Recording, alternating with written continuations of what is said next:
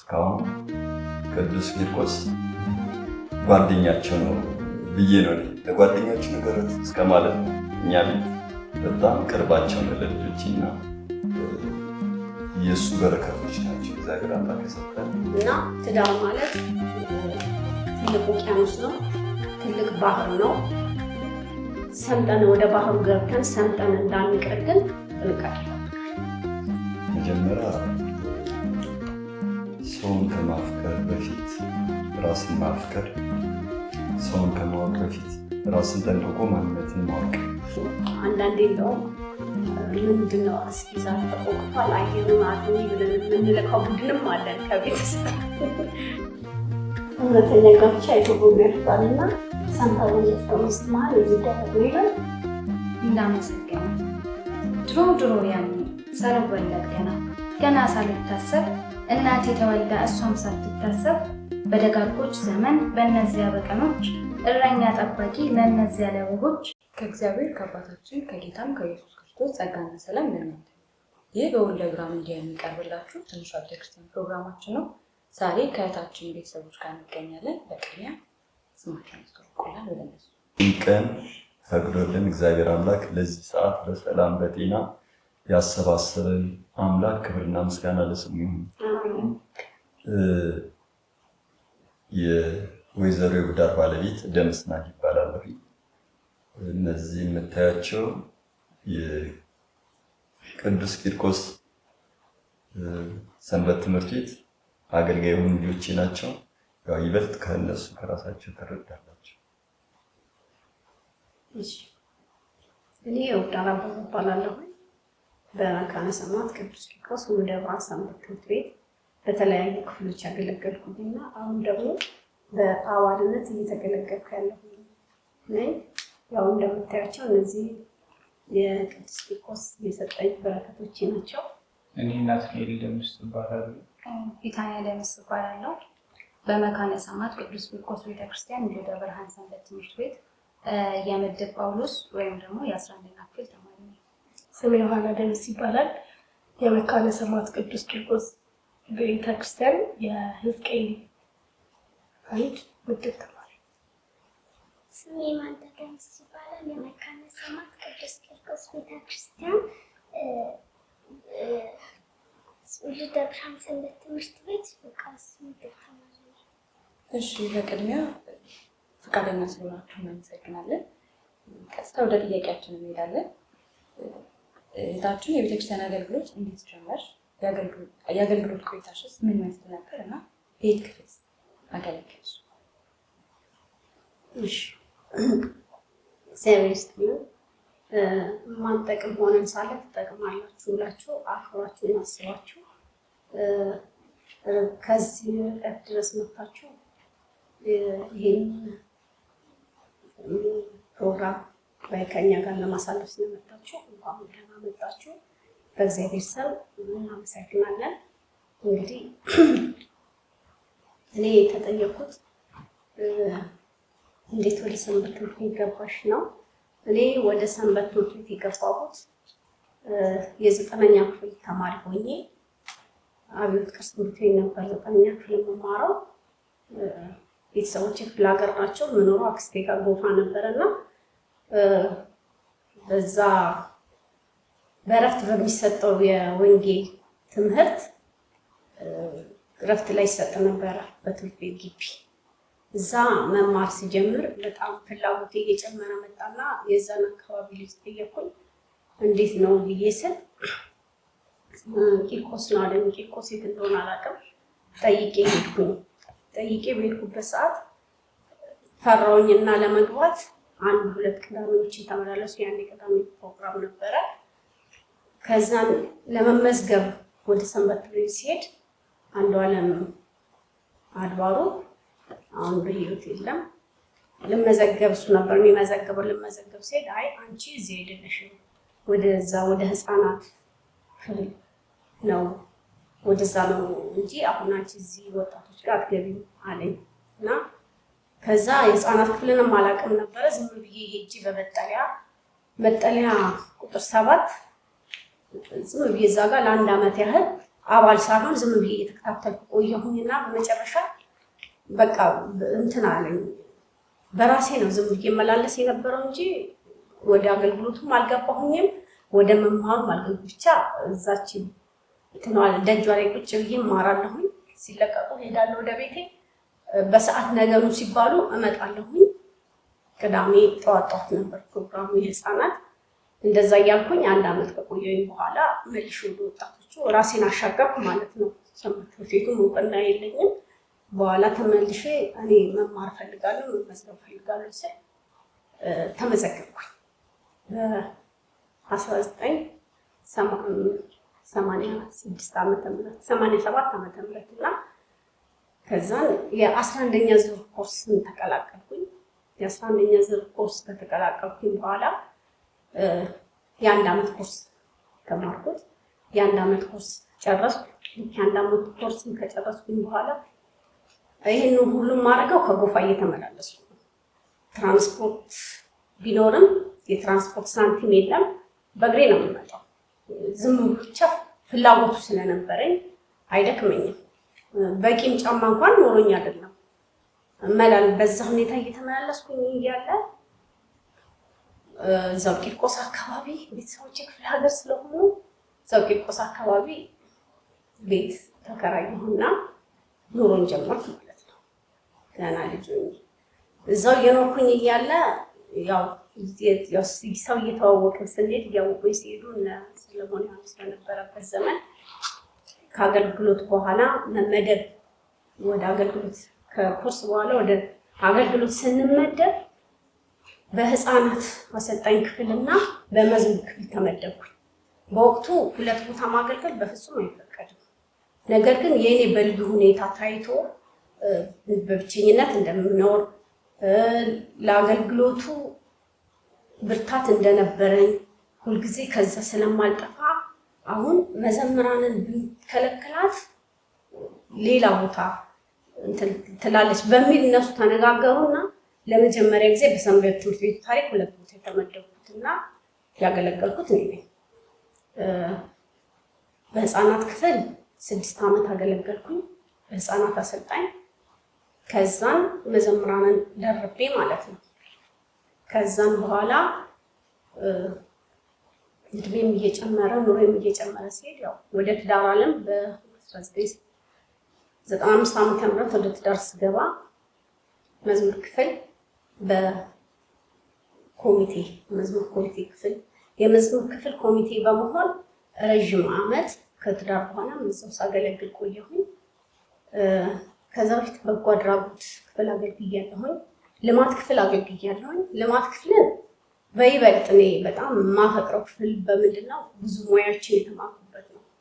በዛ በልማት ክፍል ፈትል ነበር። ዳቦ ቆሎ እንቆርጥ ነበር። ፈትለን ለሰንበት ትምህርት ቤት ገቢ ነው። ዳቦ ቆሎ ቆርጠን ለሰንበት ትምህርት ቤት ገቢ ያው ለጥምቀት ይሸጣል እና ፈትልን ለመጀመሪያ ጊዜ እንደሚፈተል ያወቅኩበት የተማርኩበት በልማት ክፍል ነው። ዳቦ ቆሎ መቁረጥ የተማርኩት በልማት ክፍል ነው። ከዛን በኋላ በተለያዩ ክፍሎች በጸሐፊነት አገልግያለሁኝ።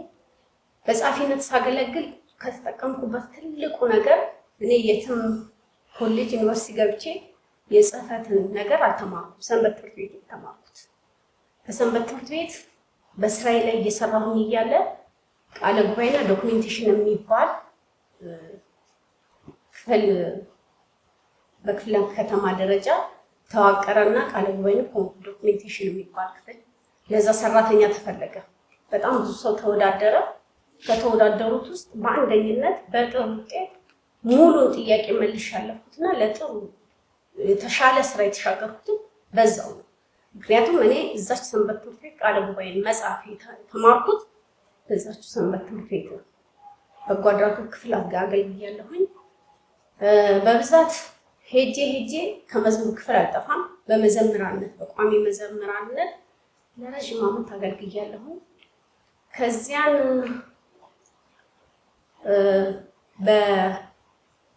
በማስተባበሪያ ክፍል ሰብሳቢ በመሆን አገልግያለሁ። ማስተባበሪያ ክፍል ከመዋቅሩ በፊት መዋቅሩ የመጣው ማስተባበሪያ ክፍል ሆኜ እኔ በሰብሳቢነት እያገለገልኩኝ እያለ እቺኛዋ ልጅ ከመዋቅሩ ጋር አብራን የተጸነሰችው ማለት ይቻላል። መዋቅሩ ልክ እየተሰራ እያለ ክፍሉ ሰብሳቢ ነበርኩኝ። እሷም ተጸነሰች። ያው የመውለጃ ሰዓት ሲደርስ እሷ ጥቅምት 15 ልትወለድ እኔ መስከረም 26 ከአገልግሎቱ ቀረው ማለት ነው። ከዛን ያው ገባ ወጣ እያልኩ ከመዋቅሩ በኋላ ደግሞ ልዩ ልዩ ጉባኤያት በልዩ ልዩ ጉባኤያት ክፍል አገልግያለሁ። ከዛም ደግሞ በ2009 ዓመተ ምህረት እንደገና እስቲ ራሴ ለአዲስ ሰው ልየው በሚል በያሬዳዊ ክፍል ሰልጥኛለሁ። ሰለጠንኩኝ። እንደውም በልዩ ሁኔታ ተሸላሚ ሆኜ ነው ያንን ያሳለፍኩት። አሁን እንደገና ወደ መጨረሻው ደግሞ 28ኛው ኮርስኛ 28ኛው ስራ አመራር ሲመረጥ በውስጥ አስፈጻሚነት ጸሐፊ ሆኜ ያለፈውን ዓመት አገልግያለሁ። ከዛ ወዲህ ግን ብዙ እየተገለገልኩ ያለኳቸው ያው ጉባኤ በመገኘት ባላገለግልም እየተገለገልኩ ነኝ ያለሁት እና የአገልግሎት ሂደቴ ይሄን ይመስላል። እሺ ወንድማችን ወደ ስራ ቤት የሚገባችሁ ስለ ስራ ቤታችሁ? እሺ እግዚአብሔር ይስጥልን። ወደ ትዳር ህይወት ስንገባ ድንገት አይደለም የገባነው፣ ወይም ደግሞ ያለ እድሜያችንም አይደለም። በጣም ደስ ከሚላችሁ እየኖርኩበት ያለሁት አስቤበት ነው የገባሁት።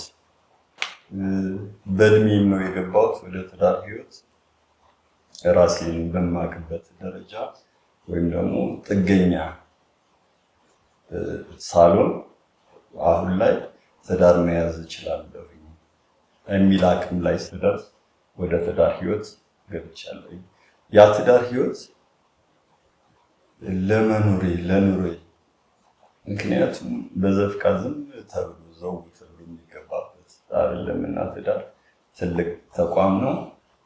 በራሴ አሁን ላይ ወደ ራሴ ስብ በቃ ትዳር ህይወት የገባሁበት እድሜ ትክክል ነበርኩ። የግል ስራ እሰራለሁ። ምርጫዬም ትክክል ነበር። እንደነገረችው እሷ አገልጋይ ነች ቤተክርስቲያን። እኔ ተሳልሜ የሚሄድ ሰው ነኝ። እዛ ብዙም ድርሻ የለኝም እና ትዳር ህይወት ለእኔ ጠቅሞኛል። ስንገባ ትዳር ስንመሰረትም ደግሞ በትክክለኛ አሁን ላይ ከማየው ብዙ ስህተቶች የምናያቸው ሳይተዋወቁ ያለ እድሜ ብዙ ወጣቱ አሁን እየተሳሳተ ያለው ተጋቡ ተፋቱ የሚሆነው አለመብሰልን ጭምር እንደሆነ ራሴን የፈተሽኩበት ትዳር ህይወቴ ደግሞ መምራት፣ ልጆች ማሳደግ ያንን ሁሉ መጀመሪያ ላይ ቆም ተብሎ ወደ ትዳር ህይወት የገባንበት መንገድ ትክክል ስለነበር ብዙ የገጠሙ ችግሮች የሉም። ትዳሩ ላይ ስንገባ ደግሞ በእርግጠኝነት እድሜ ላይ ነበርኩኝና ትዳር ፈላጊ ነበርኩ። ስፈልግ አገኘኋት፣ ተጋባን። እሺ በእናንተ ትዳር እንዴት ይገለጻል እና ስለ ትዳር ምን አይነት ሀሳብ ያላችሁ ምን ትላላችሁ ስለ ትዳር? ፊደሉ ትንሽ ሊሆን ይችላል፣ ግን ትዳር በጣም ዋጋ የሚያስከፍል በጣም ትልቅ ተቋም እንደሆነ፣ ምክንያቱም ቀላል ዝም ብሎ ዛሬ እንደሚታሰበው ወደድኩሽ ወደድኩ መጓተቱ ባይሆንና ሁሉም ራሱን አይቶ ራሱን ሆኖ ትዳር ላይ ከመግባቱ በፊት መጀመሪያ ራሱን ብታቅ ሴቷ መጀመሪያ ራሷን ማገናዘብ ብትችል እመርጣለሁ። ምክንያቱም ትዳር በጣም በህይወት ብዙ ውጣ ውረዶች የምታልፍበት ከቤተሰብ ኃላፊነቱ ጀምሮ ማህበራዊ ኑሮ፣ ልጅ ማሳደጉ፣ እያንዳንዱ ለስራ ያለው ውጣ ውረድ ያ ሁሉ መጀመሪያ ላይ አይታወቅም። ግን ከገባሽ በኋላ ስትኖሪ ትዳር እንደ ቀላል ሞክረሽ የምታዩ ነገር አለ። ልሞክረውና ካልሆነ ተዋለሁ የሚባል ነገር አይደለም። እና ትዳር የትኛውም ወጣት ለትዳር ስትዘጋጅ መጀመሪያ ራሷን ማንነቷ ጠንቅቃ ብታውቅ ቢያውቅ ወንዱ ደግሞ ለዛ ወደ ትዳር ሌላ አካል ከማምጣት በፊት ምን ያህል ራሴን አውቃለሁ ዛሬ ባለው ሂደት ባይሆንና ያን ሁሉ እግዚአብሔር አምላክ ሲፈቅድ ፈቃድ እግዚአብሔር መጠየቅ የእሱ ፈቃድ ሲሆን የማንጸጸትበት ትዳር የማንቆጭበት ትዳር እግዚአብሔር አምላክ ያዘጋጃል። የኛን ድርሻ መወጣት መጀመሪያ እኛ ተረጋግተን ወደ ትዳሩ ህይወት ለመግባት ድርሻችን ስንወጣ ሌላው ደግሞ እግዚአብሔር አምላክ የሚያሟላው ስራውን የሚሰራ እሱ ነውና ትዳር እኔ በጣም ማከብረውና የምወደው ትልቅ አቅም የሚፈትሽ ተቋም እንደሆነ ነው የማውቀው። እዚህ ድረስ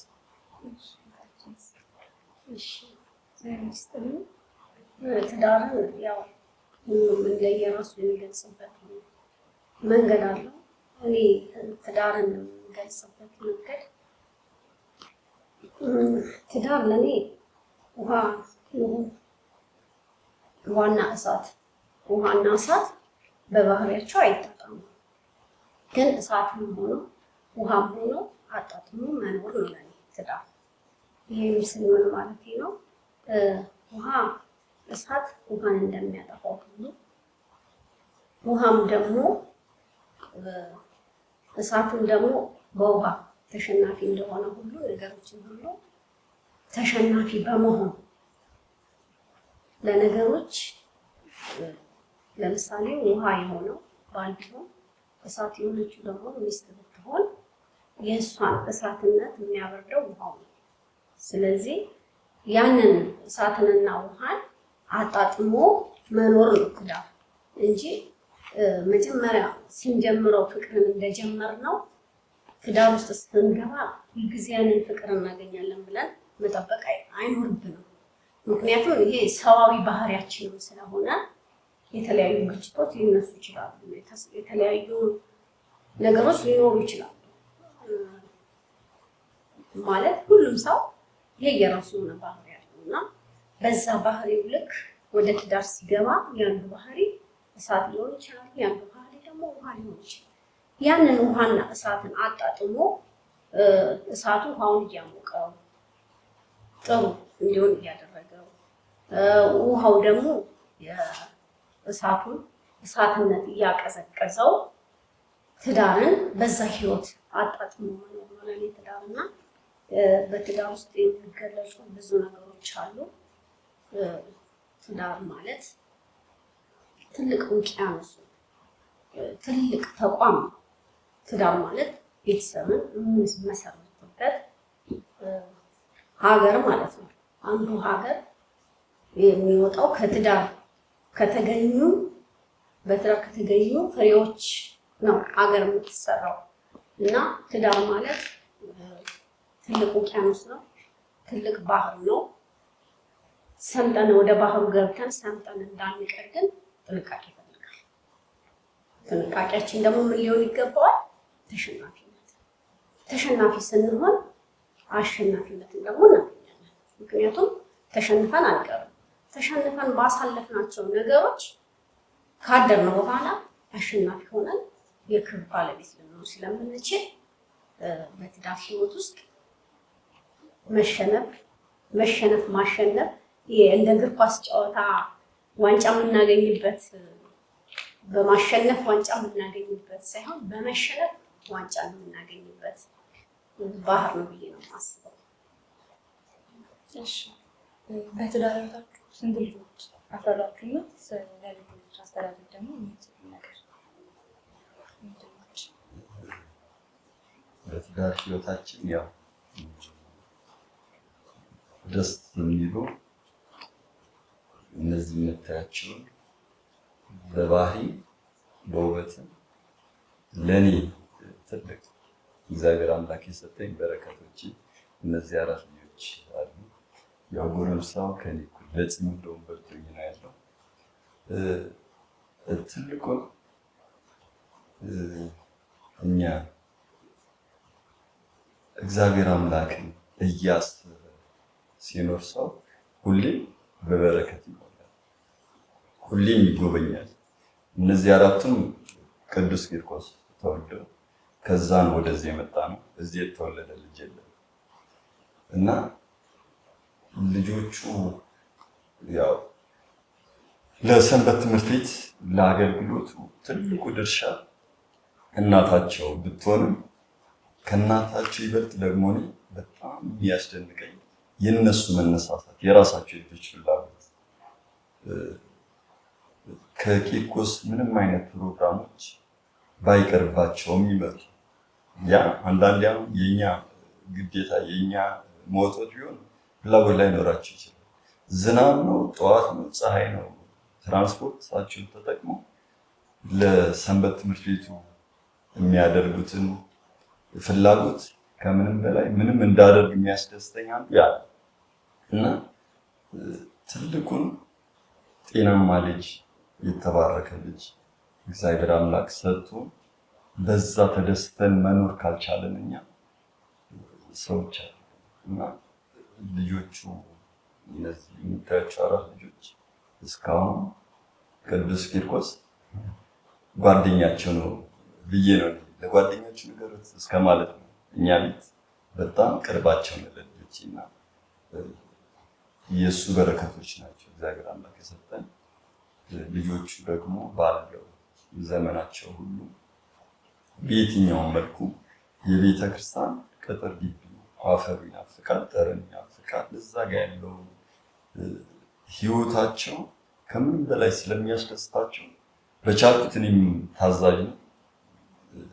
ሌላ ቦታ አይደለም የሚሉት ሁሌም ፍላጎታቸው እንደው ልመሰክር የምችለው በየሆቴሉ በየመዝናኛው ምናምን አይደለም። ቂርቆስ ሰደን ቂርቆስ እዛ ውለው ቢያመሹ የማይሰለችው ልጆች ያ ከእግዚአብሔር ነው ሰጠ ብዬ ነው የማስበው። የሁለተኛ አባት እዚህ ስላለ እሱ ያለውን መስከር ይችላል።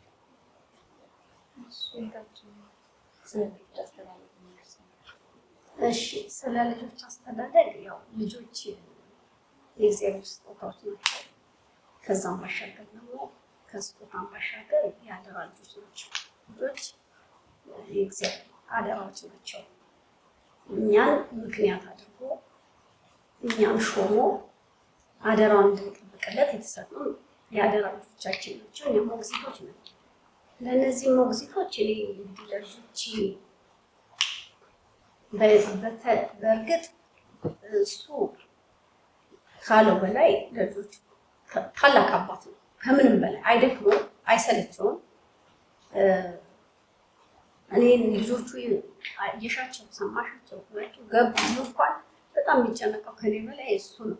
እኔ ግን የልጆችን አስተዳደግ የጀመርኩት እዛው ቂርቆስ እያለን ልጆች ከፍ ብለው የ2 ዓመት ልጆች ሲሆኑ ናትናኤልና ቢታንያ ያው የ2 ዓመት ልዩነት ነው ያላቸው እና ከፍ ሲሉ እሷ የ2 ዓመት እሱ የ4 ዓመት ሆነው ጠዋት ቅዳሴ ስንሄድ ለሊት 11 ሰዓት ተነስተን ስንሄድ ማታ ሳንቲም ዘርዝሬ ያሳድራለሁ። 25 ሳንቲም 2 ብር ዘረዝርና 25 ሳንቲም አስቀምጣለሁ። ለናትዬ 25 ሳንቲም ለቢታንያ 25 ሳንቲም እንሰጣቸውና ልክ ወደ ቤተክርስቲያን ልንደርስ ስንል እሷ በዚህኛው ከሰጠች እሱ በዛኛው ጋር እንዲሰጡ አደርጋቸዋለሁ። ለምን መስጠትን ለምደው እንዲያድጉ ነገ ተቀባይ ሳይሆን ሰጪ መሆንን አውቀው እንዲያድጉ እንደዛ እናደርጋለን። እንደዛም አድርገን ቀጥታ አዳራሽን አስቀድሰው ያውቃሉ። ተለያያሉ በጣም ያውቃሉ። ህፃናት እዛ ስለሚያስቀድሱ እነሱ ያውቋቸዋል። ያውቃሉ ስል ገና ህፃናት ሆነው የሁላችን ምልክታችን የሆነ የሰንበት ትምህርት ቤታችን የመስቀሉ ስዕሉ እሱ ስር ሄደው በማይገባም በሚገባም ቋንቋ ትትት እያሉ አባታችን ይላሉ። እኔ እለቃቸዋለሁ። ልክ አዳራሽ ስንገባ ምንም ከኔ የሚጠብቁት ነገር የለም። እናትዬም አለባበስ ያስተማርኩት ገና የ2 ዓመት ሆኖ ነው። መስቀለኛ የወንዶች ለብሶ ነው የሚሄደው። እንደውም ብዙ ሰዎች ከሱ ተምረው ብዙ ሰዎች እንትን ይሉኛል እና መስቀለኛ ለብሶ ይገባል። በገባው ቋንቋ አባታችን ነው ይላል።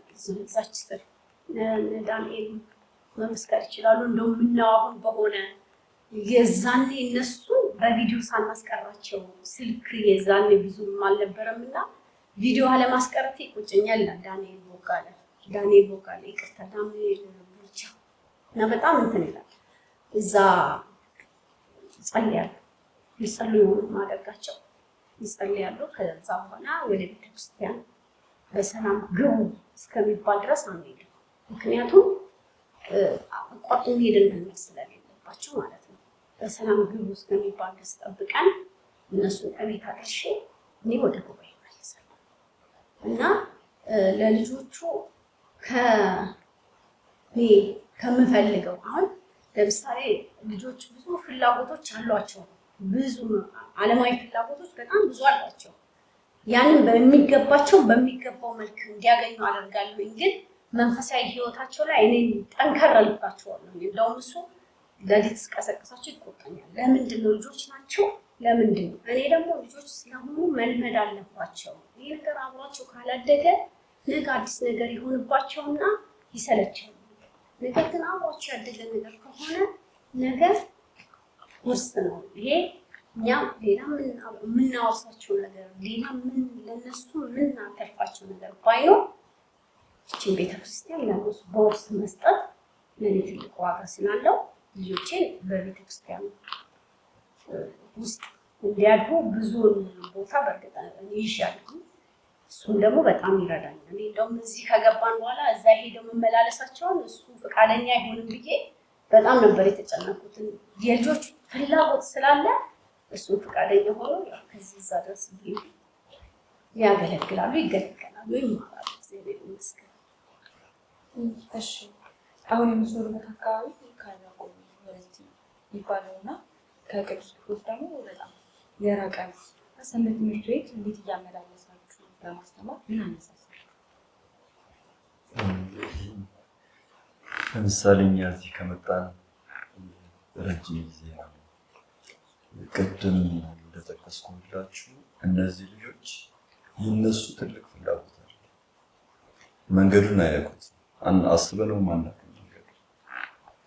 እኔ አንደኛ ከልጅነት ጀምሮ ወደ ቤተክርስቲያን ልጅን ይዞ መሄድ በቃ ትልቅ ጥቅም አለው፣ ትልቅ ዋጋ አለው እና ፍላጎት ስላላቸው አሁን ትንሿ ሳትቀር ትንሿ በዚሁ የማንዳ ደምስ ነው የምትባለው። የቤት ስሟ ውርዬ ነው፣ ለኔ ውርዬ ነች። እሷ እንኳን መንገዱን አስባታል። 3 ታክሲ ሊጠቀሙ ይችላሉ፣ 4 ታክሲ ሊጠቀሙ ይችላሉ። እኔ ሁሌ እነሱን ይያል እና እንደነገርኳችሁ እዛው ተወራውጡ ያደጉበት ደብር ነው። የመንገዳችን ርቀት አንድ ቀን ቢታንያ አሁን እዛ ተምራ ስትመጣ ቢታንያ ደምስ ምሽት 3 ሰዓት ነው እናውቃለን። ያው ያላት አሁን የክረምት ኮርስ እየወሰደች በዝናቡ እንኳን ምሽት 3 ሰዓት መምጫ ሰዓቷን እናውቃለን። ጠብቀን 3 ሰዓት ተሰባስበን እና የርቀቱ ዋና መጀመሪያ ላይ እነሱ ላይ ሚስታት እናታቸው በትልቁ ስራ ስለሰራች ለልጆቹ ዛሬ ማንም በየትኛው መንገድ እዛ ጋር ወደኋላ የሚላቸው ኃይል ይኖራል ብዬ አላስብም። በቃ ውስጣቸው የቤተክርስቲያን ፍቅሩ ያለው ትልቁን እንትን ውስጣቸው ስለሆነ መንገዱን አያስቡት፣ ርቀቱን አያስቡት አሉ። እዚህ ቅርብ አጥቢያ ቤተክርስቲያኖች ያው እንደዛ እንደ ከተማ የተደራጀ ብዙ አገልግሎት ለነሱ ለህፃናት በሚመች መልኩ ላያገኙ ይችላሉ። እዚህ ግን እዛው እንደጀመሩ እስካሁን ድረስ እዛው እያሳለፉ ነው እና መንገዱም ዝናቡንም ምንም ይበልጥ ያው እነሱ ራሳቸው ቢመሰከሩ እንዲህ ነው። በእውነት አንዳንዴ ምን ቋጥረው ይዘው ሄደዋል ምሳ ይዘዋል ነው ብዬ የሚጨቃጨቀው። እነሱ ቀን ሙሉ እንዴት እዛ ይውላሉ? እዛ እኮ አዳራሽ ገብቶ መቅመስ ይችላሉ። የሆነ ነገር ይዘው ከሄዱ እንዴት በባዶ ይሄዳሉ እያልኩኝ እንጂ ሌላ ለመንገዱ እነሱ እንትን የላቸው። እሺ እኔ ያው በእርግጥ ቤተክርስቲያን አንዲት ናት አለ እዚህ እንደዛ የተደራጀ ባይሆን ለትንሾቹ በተለይ በቂ የሆነ ነገር ይኖራል። እኔም እዚህ መከታተላቸው ይችላሉ። ነገር ግን መጀመሪያው እንዳነሳሁት እኔ ከጎፋ ቂርቆስ በባዶ እግሬ እየሄድኩ ነው ተምሬ አገልጋይ የሆንኩት። ያ ምንድነው ጥንካሬ ሰጥቶኛል፣ እንድቆይ አድርጎኛል። ስለዚህ እነዚህ ልጆች አሁን እዚህ ቢሆን አልጋ ባልጋ ሆኖላቸው ከዚህ ወጥቶ እዚህ ገብተው ቢሆን የዛን ያህል ፍቅሩ ላይኖራቸው ይችላል። አሁን ፍቅሩ እንዲኖራቸው ክርስትና ዝም ብሎ የሚገኝ ያለመሆኑን ተረድተው እንዲያድጉ ክርስትና ጉዳት እንዳለው በክርስትና ሕይወት ስትመላለስ ችግሮች እንዳሉ በክርስትና ሕይወት ስንመላለስ እንቅፋቶች እንዳሉ በክርስትና ሕይወት ስንመላለስ ረሃብ እንዳለ በክርስትና ሕይወት ስንመላለስ ብዙ ፈተናዎች እንዳሉ ያንን አውቀው እንዲያድጉ ስለምፈልግ ወደዛ ሰንበት ትምህርት ቤት ተመላልሰው ይማሩ በሚለው ራሴንም እንትናል። እነሱ በጣም ደስተኞች ናቸው። ማለት የትም እንኳን ቢጠየቁ አሁን እቺ ከየት ነሽ ስትባል ከቅዱስ ቂርቆስ ነው የምትለው። በማህበረ ቅዱሳን መዝሙርም ግጥምም አቅርበዋል። ግን አድራሻቸውን ይሄን ሰፈር አይገልጹትም። የገለጹት ቅዱስ ቂርቆስ ወልደ ብርሃን ሰንበት ትምህርት ቤት ነው። በቃ እንደተወለዱበት እንደ ቤታቸው እንዳደጉበት እንደተወለዱበት ቤታቸው አድርገው የሚጠሩት እዛ ነው እና እነሱ በጣም እዛ በሚሄዳቸው ደስተኞች ናቸው። ግን ምን አለ በዚህ መሀል እሱን ባለቤት እንዳለው የመራብ ነገር አለ። ከዚህ ጉባኤ እንግዲህ ያው በዚህ አጋጣሚ አንቺም ተረጂ የእሱ አስተባባሪ ስለሆንሽ ከዚህ እሷ በገና 6 ሰዓት ነው የሚገቡት። ደግሞ ሰንበት ትምህርት ቤት የህፃናት ፕሮግራም እንደድሮ ወጥ አይደለም። አንዳንዴ 9 ሰዓት ይጠራሉ፣ አንዳንዴ 7 ሰዓት ይጠራሉ፣ አንዳንዴ ጠዋት ይጠራሉ እና የሶስት ፕሮግራም ዝብርቅርቅ ይልብናል። የማይመቸን ሁኔታ አለ። እሑድ እኔ ስለሚሄድ እሷን ይዣት እሄዳለሁ። ጠዋት ከኔ ጋር ትሄዳለች። ጉባኤ ተወሰነ ትገባና ልክ 6 ሰዓት ሲሆን ወደ በገና ትምህርቷ ትሄዳለች። ቅዳሜ እንቸገራለን። ስለምንቸገር ግዴታ መውጣት ያለባቸው አብረው ነው። 6 ሰዓት ነው የሚወጡት፣ ከዚህ 3 ሰዓት ነው የሚወጡት። ከዚህ 3 ሰዓት ይወጣሉ። እዛ ያላቸውን ፕሮግራም ጨርሰው 11 ሰዓት የሁሉ ሰው ምግብ አይቋጥም። እሺ በተአምር አይቋጥም። መንገዱ ርቀት አለው። ይርባቸዋል፣ ይደክማቸዋል። 11 ሰዓት ከዛ ወጥተው ለሶስት ሩብ ጉዳይ እዚህ የሚደርሱበት ሁኔታ አለ። በጣም ቶሎ መጡ፣ መንገድ ክፍት ነው ከተባለ 1 ሰዓት ተኩል ነው እዚህ የሚደርሱት። ያለበለዚያ ለ3 ሰዓት ሩብ ጉዳይ ነው እዚህ የሚደርሱት። በዚህ አጋጣሚ ሲሆን በጣም ትከታተልልኝ ስለነበር መግባት መውጣታቸውን ሲቀሩ እንኳን ምን ሆነው ቀሩ ብላ ስለምትጠይቀኝ ክትትል ታደርግልኝ ስለነበር በዚህ አጋጣሚ ላመሰግናት እወዳለሁኝ። እና ሰንበት ትምህርት ቤቱን ደግሞ በዚህ አጋጣሚ ላመሰግነው የምፈልገው በእነሱ ጉዳይ በልዩነት በመመልከት ከሌሎች በተለየ ሁኔታ በመመልከት የበገና ትምህርት እድልን ሰጥተውልኛል። በገና ትምህርት ባለፈው ዓመት ቢታንያ እና ዮሐና ተመርቀዋል። 1 ዓመት ተምረው ማለት ነው። ዘንድሮ ደግሞ ኤማንዳ ተመራቂ ነች። በዚህ በሚቀጥለው የምረቃ ፕሮግራም የበገና ትምህርቷን አጠናቃ ትመረቃለች እና የህፃናት አሰልጣኞች ይህን ተረድተው ከዚህ ጋራ የጥምቀት ነው ጥምቀት ነሆን አቴንዳንስ ይታያል። እኔም ያው አውቀዋለሁ ያደኩበት ያሳደኩበትም ስለሆነ አቴንዳንስ ሳይሆን ነው የምናሰልፈው አይደል? ዛሬም እንደዛው ብዙ የሚያለቅሱ ህፃናት አሉ። ነገር ግን እነዚህ ልጆች በልዩነት ታይተው ቅዳሜና እሑድ ብቻ በሚያጠኑት እቤት ደግሞ እኔ ክትትል አድርጌ እንዲያጠኑ የሚለውን ኃላፊነት ወስጄ ጥምቀት ይሰለፋሉ እና በዚህ አጋጣሚ አቤልንም ሳላመሰግን አላልኩም። ምክንያቱም ተረድተዋቸዋልና በልዩ ሁኔታ ስለሚያዩዋቸው ሰንበት ትምህርት ቤቴን በጣም ላመሰግን እወዳለሁ። ትራንስፖርት አገኙ አንዳንዴ በባስ የሚመጡበት ሁኔታ ይፈጠራል። ከማጣታቸው የተነሳ ሊቆሙ ይችላሉ። ደግሞ ያው አስቀድሜ እንትን ስላስተማርኳቸው ይሄ ትህትናን ታላቅ ማክበርን ስለሚያውቁ ወንበር ይዘው አይቀመጡም። ወንበር እንኳን እንዲህ ክፍት ካዩ አይቀመጡም። ምክንያቱም ትልቅ ሰው ሊኖር ይችላል በሚል ማለት ነው። ስለዚህ ከዛዚህ ደግሞ ባለው ርቀት ቆመውም የሚመጡበት ሁኔታ አለ። እንግዲህ መጨረሻቸውን ደግሞ ያው አደራችንን እዚህ ድረስ ካደረስን የነገውን ደግሞ እግዚአብሔር ያቅላቸዋል። ያው መሰረታቸው ይሄን ይመስላል።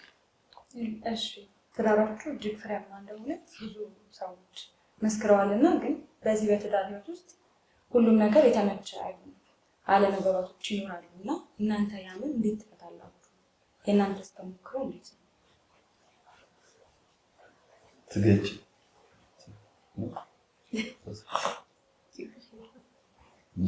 ትዳር ያው ሁሌ እንዳላችሁት ሰው አልጋ ባልጋ የሚባል በጣም አክሉ የሚያይበትን እንትን ያን አለ። በባህሪ አኩራፊ ነው።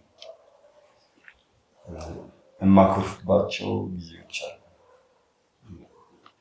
ልጆች ሳይመጡ የኔ ቅጣት ኩርፊያ የሆነ የማይመቸኝ ደስ የማይል ነገር ሳይ በራሴ ላይ ነው እርምጃ የምወስደው። አኮርፋለሁ፣ ላልበላ እችላለሁ፣ ላልጠጣም እንዲህ አይነት ብዙም የከፋም አይደለም፣ ግን መናገር አለ። ለምንድን ነው ይሄ የሆነው? ያን ተወያይተሽ ተናግረሽ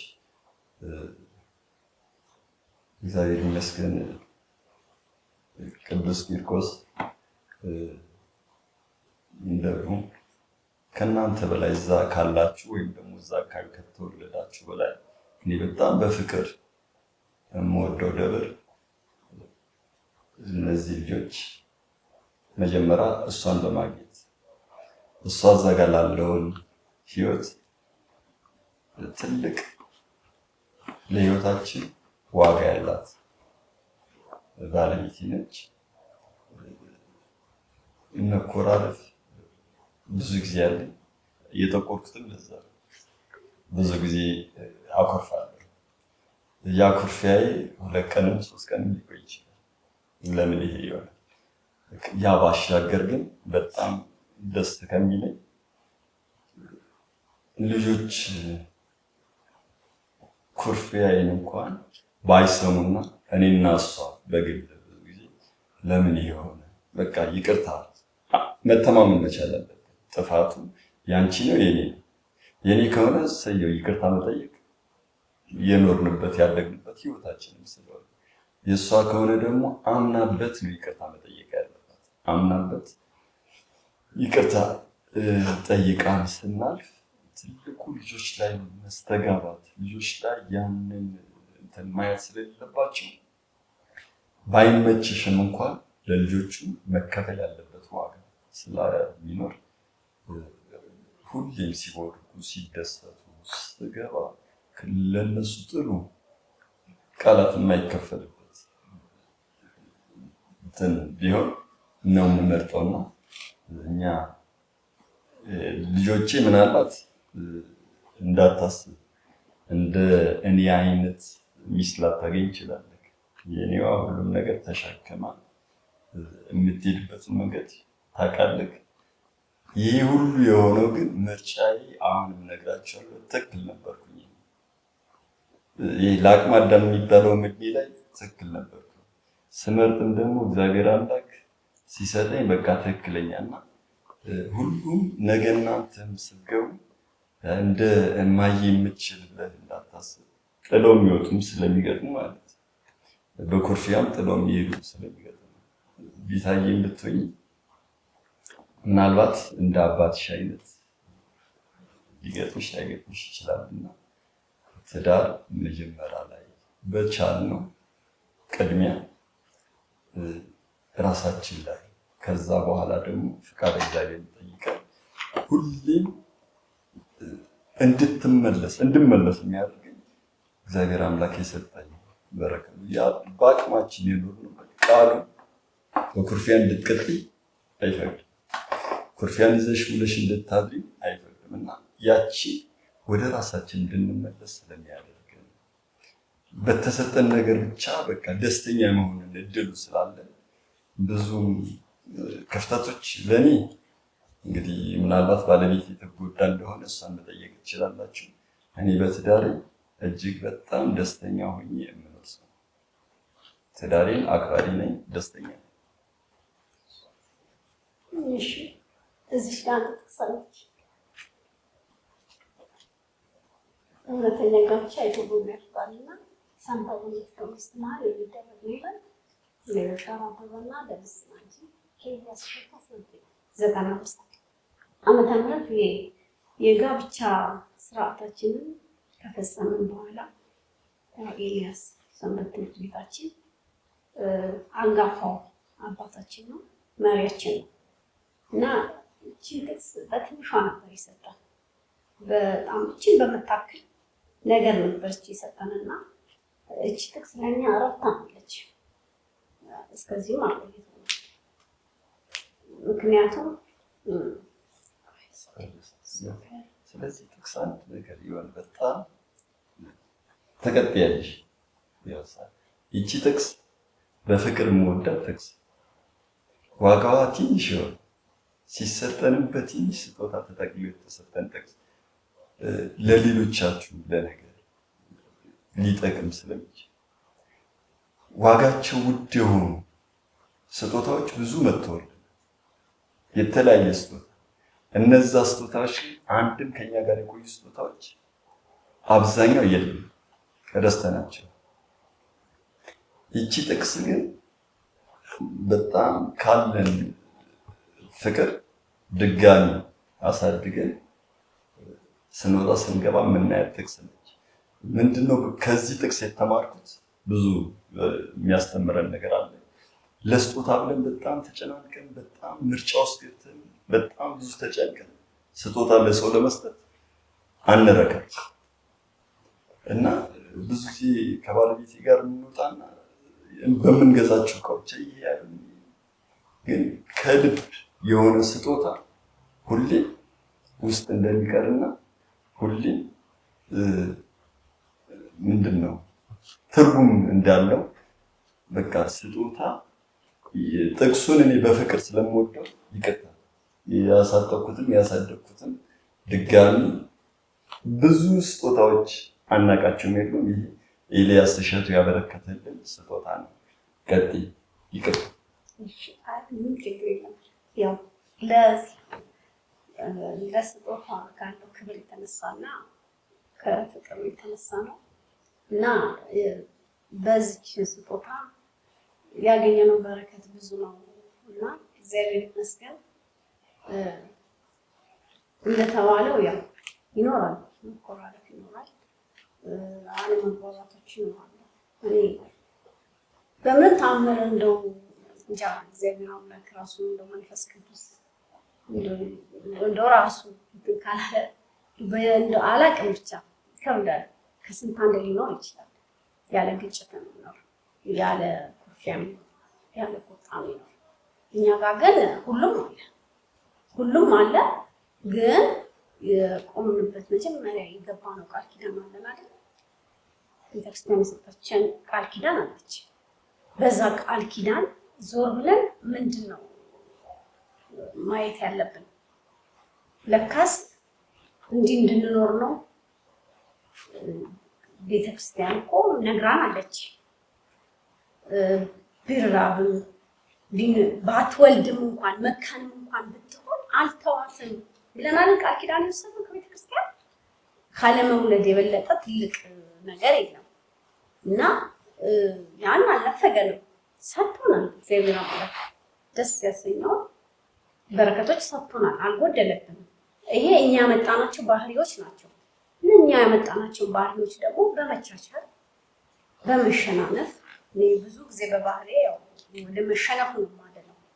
ምንም ቦታ ላይ ላሸንፍ ብዬ ራሴን በጣም እንትን አልልም እና ብዙ ጊዜ ወደ መሸነፉ ስለምሄድ አውቄ የመሸነፍ ባህሪ ያለኝ ይሄ ከእግዚአብሔር የተሰጠኝ ነገር ነው እና ምንም ሳንል ሳይሆን ምንም ሳንነካ ምንም ሳንጎዳዳ ምንም ሳንጣላ ውለን አድረን አይደለም ትዳሩን እዚህ ያደረስነው። ይልቁንም በመጋጨታችን ይልቁንም እሳት ስንጭረው ሲጋጭ ነው አይደለም እሳት የሚያወጣውና የምንፈልገውን ነገር የምናገኝበት። ልክ እንደዛ ከግጭታችን ደግሞ መልካም የሆነ ነገር እናገኛለን። የሆነ ያልተማርነውን ነገር በእኔ ያልታየኝም በእሱ ያልታየውን ነገር የምናገኝበት ነው። ግጭት አንዳንዴ መጥፎነቱ ብቻ ሳይሆን በጎ የሆነበት አጋጣሚ ስላለ ማለት ነው። ስለዚህ በዛ መሀል ግን ምንድነው በዛው አክሮ መሄዱ ነው እንጂ ተጋጭቶ ግን መልሶ ይቅር ተባብሎ መኖር ያው ከአምላካችንም የተማርነው ትልቁ ዓላማችን ስለሆነ ያው እቺ ጥቅስ ትምህርት ሆናል በአዲስ መልክ ማለት ነው። ለባለፈው የዛሬ 2 ዓመት ትንሣኤ ላይ እንደ ትልቅ ስጦታ ነው ኑ ብሎ ልጆች ሁሉ ሰብስቦ ዛሬ ትልቅ ስጦታ አለኝ ስጦታ ላበረክትላት ነው ምናምን ብሎ በቃ የሆነ አዲስ ነገር ፈጥሮ እንትን እንዳለ ነገር ነው መጣ። ተሰበሰቡ ልጆቹ እስኪ ስጦታ እንየው ይከፈት ምን ሲባል ሲከፈት እውነት በጣም የሚገርም ለኔ በቃ ልዩ ነው የሆነልኝ። ምክንያቱም ትንሽዬ ነበረች እንትን በቃ እድሜዋ እየረዘመ ሲሄድ መስታወቱን ትንሽ ይመስላል ነገር ነበረውና ያንን አስቦ ወስዶ ፍሬ ማሰጥቶ አሳድጎ እንደዚህ አድርጎ ስላመጣት ያው እኔም በአዲስ መልክ ነው እንደገና የተቀበልኩት ማለት ነው። አመሰግናለሁ። እሺ ወንድማችን ስለ ባለቤት የምትለን ነገር ስለ እናት ስለ መልካም ትዳር ሳወራ ሁሉ ስለሷ ነው። ለኔ ብያቻለሁ። በቃ እግዚአብሔር አምላክ ፍቃዱ ሆኖ አዘጋጅቶ እየሰጠኝ የትዳር አጋሪ ነች። ምክንያቱም ከትዳር ዘመናችን በኋላ እግዚአብሔር አምላክ አንዳችን በእኛ ህይወት ያጎደለው የለም። እንግዲህ 20 ምናምን ላይ ደርሰዋል ልጆቻችን። አንድ ቀን እምላችሁ ኩርፊያዬ ለራሴ አሁንም ያው ልጆች ያውቃሉ። ኩርፊያዬ እራት ሳልበላ ጾም ላድር ይችላል። እኔን ነው እንጂ የሚጎዳው ባለቤቴን የሚጎዳል፣ ልጆችን የሚጎዳል። ከዛ ባሻገር አንድ ቀን ከባለቤቴ ጋር ሰው ላይ ተገኝተን ይቅርታ ወይም ደግሞ ቤተሰብ ላይ ተገኝተን ይቅርታ ህይወት የለንም። በጣም በቃ ህይወቷ ሁሉ እኔ እንደውም አንዳንዴ እንቅፋቷ ነኝ ነው የምለው። የእሷ ህይወት ምናልባት በቃ ሙሉ ለእግዚአብሔር መሰጠት ሊሆን ይችላል። በእሷ አቅም ልክ እኔ እዛ ላይ አደረገኝ። በቃ አቅሟ ሁሉ እሷ ከቤተክርስቲያን ህይወት ከቤተክርስቲያን አገልግሎት ውጭ ባትሆን ፍላጎቷ ነው። ያ ስትኖር ደግሞ ብዙ ዓለማዊ ነገሩ የሚያሻማት ነገር ብዙ ስጋዊ የሚያስገበግባት ህይወት የላትም። ለእኔም ትልቅ ጉልበት የሚሆነኝ ያን ምንም በቃ ማለት ብኩን የምትሆንበት የተለያየ የምትልባትን ነገር ስለሌላት በተሰጣትን አመስግና የምትኖር ሴት ስለሆነች ለእኔ ለመሻሻልን ለዚህ ለለውጦችን ልጆቻችንን ለማስተማር ያው የግል ቸርቻሪ ነኝ። ሁሌም እላለሁኝ እኔ እስቲ ቢከፋኝ እንኳን አንቺ ስለሚሰማሽ ሰማዕቱን እስቲ አንቺ ጠይቂው እንጂ ነገር ያን ሁሉ ነው። ምክንያቱም ሁሌ እንደኔ ክፋት ወይም ደግሞ እንደኔ እንደነገርኳችሁ ውሃ ቀጠን ማኮርፍ ሰው ሊሆን ይችላል። የእሷን በቃ ለእሷ የመጣውን በረከት እግዚአብሔር አምላክ አያሳልፈውም። ለቤቴ ለእኔ ይተርፋል። ሁሌ ምንም ውሸት በሌለው እሷ ላይ ትልቅ ተስፋ አድርጌ የምኖር ሰው። ምክንያቱም እንባዋ ቅርብ ነው። በአንቺ ችግር አንቺ ያላለቀስሽኝ ያህል የምታለቅስ ሴት ነች። ርህራሄው እና አንዳንዴ እኔ በዚህ ልክ ለምን ይሆናል ቶሎ ግንቡት ነች እና ብዙ ይሄ የጌጣጌጥ ሰው የምናምን ስላልሆነች ለኔ እንድረጋጋም ለእድገታችን ትልቁ መሰረቴ እሷ ነች እና ትዳር ከእግዚአብሔር ሲሰጥ ትልቅ ዋጋ አለው፣ በረከት ነው። ሳንቸኩል ደጋግሜ የምለው ሳንቸኩል ተረጋግተን ምርጫችን እግዚአብሔር አምላክ ፈቃድ ይሁን። እኛ የራሳችን ድርሻ ስንወጣ ይበልጡን ደግሞ ለሱ ስንሰጥ ሁሌ ባለን ዘመን ተደስተን የምንኖርበትን ትዳር ይሰጠናል እና ከኔ በላይ ለቤተሰቦች ተጨንቃል። ምንም ውሸት የሌለው ማንም የሚመሰክርላት ለእያንዳንዱ ለምታየው ነገር ጭንቀት ነው። በቃ ሰው ሊበላ ሊጠጣ ሊደሰት ብላ የምታስብ ሴት እኔ በየትኛውም ክፍተት የሚባከን ህይወት ስለሌለኝ በጥቂቱ በማገኘው ነገር ረድኤትና በረከቱ ይበዛል። በጥቂቱ በምሰራው ነገር እግዚአብሔር አምላክ ትልቅ መረጋጋትን ይሰጠኛል። ያንን ህይወት ነው እኔ ያለውና ቸርችራ ወይም ደግሞ እዛ ጋር ምን ብላ ሳይሆን ብዙ ተከፋይ ደሞዝተኛ ሆና ሳይሆን በቃ በሱ ቸርነት አመስግና የምትኖር ሴት ስለሆነች በህይወት ዘመኔ ሁሌም አመሰግናታለሁ፣ ሁሌም አከብራታለሁ እና እንዲህ አይነት ልዩ የትዳር አጋር ደግሞ እመኝለታለሁ። ያው እየተዘጋጀ ስለሆነ እሺ ባለቤትሽ እንዴት ያለ አባት ባል ነው ብለሽ ትገልጪዋለሽ? እሺ ያው እሱ ያለው ነገር አለ። ባለቤቴ ያው አኩራፊነቱ እንዳለ ሆኖ ከአኩራፊነቱ በተጨማሪ ደግሞ ተቆጪ ነው። ይቆጣል ማለት ይሄ ደግሞ በተፈጥሮ ድንጉጥ ነው። ትንሽ ነገር ነው የሚያስደነግጠኝና ይቆጣል። ነገር ግን መቆጣቱም ለካ ዋጋ ነው፣ ዋጋም አለው፣ ለበጎም ነው። ምክንያቱም የኔ ብዙ ደካማ ጎኖች በሱ ቁጣ ነው እየተሸፈኑልኝ ያሉት። ምክንያቱም ካለፉ በኋላ ሳያቸው ለካ ለበጎ ነበር። እሱ የተቆጣኝ ቁጣ በሰዓቱ ቢያበሳጨኝም እንኳን ከቆየ በኋላ ለካ እሱ የተቆጣው በዚህ ምክንያት ነው፣ ለካ እንደዚህ ነበር እኔ ነው ያሉኝን ቀጥ ብዬ በማሰብ የምሄድበት ሁኔታ አለ። በጣም ሰውን ከማመንም የተነሳ ነገሮችን በጣም አምናለሁ እና ለሰው በጣም እንትን እሰጣለሁ። እሱ ደግሞ ትንሽ ከኔ እንትን ያለ ስለሆነ ይቆጣል። ሲቆጣኝ ደነግጣለሁ፣ እጨነቃለሁ። ካለፈ በኋላ ግን ለበጎ ነው። የተቆጣው ነገር ትክክል ነው የሚለው ነገር ያው አስማምቶናል። ልዩነት ቢኖረንም አስማምቶናል በብዙ ሁኔታ። አንዳንዴ እንደውም ምንድን ነው እስኪ ዛሬ ተቆጥቷል አየሩን አዝኚ ብለን የምንልከው ቡድንም አለን። ከቤተሰብ ከውጭ ሲገባ እንዴት ነው አየሩ ዛሬ እንላለን። እሷን ያው ሳቅ ብሎ ከመጣ ፀሐያማ ነች ትለናለች። ኮስተር ብሎ ከመጣ ደመናማ ነው፣ በጣም ደግሞ ይንትካለ ዝናባማ ነው እና አየር አጥኚም አለን። በዚህ አጋጣሚ ግን ምንድነው ዞሮ ባህሪውን አውቀነዋል። ያው የሚቆጣበት ነገር አውቀነዋል። ስለዚህ ስላወቅነው እኛ ደግሞ መሆን ባለብኝ ነው ሆኜ መጠበቅ ያለብኝ እና ያ እንድንቻቻል አድርጎናል። እና ምንድነው ባል ያው ክርስቶስ የቤተክርስቲያን ራስ እንደሆነ ሁሉ ባል ደግሞ የቤቱ ራስ ነው አይደለም? የቤቱ ራስ ነው።